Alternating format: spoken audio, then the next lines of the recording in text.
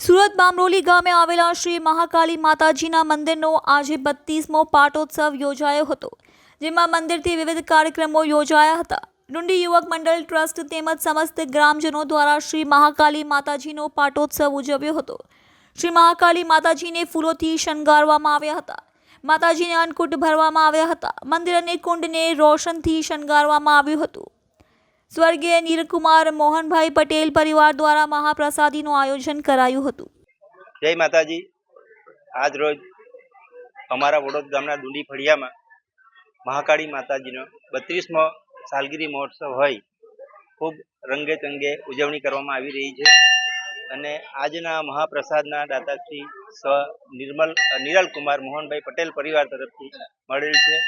અને આ કાર્યક્રમ આવી રીતે આગળ પણ થતો રહે એવી માતાજીને પ્રાર્થના છે.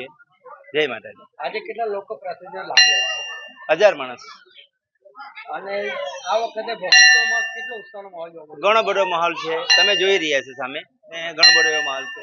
ને આવી રીતે આગળ પણ ઉત્સાહ ઉમંગથી આવી રીતે સાલગીરી ઉજવાતી રહી તો એવી માતાજીને પ્રાર્થના છે.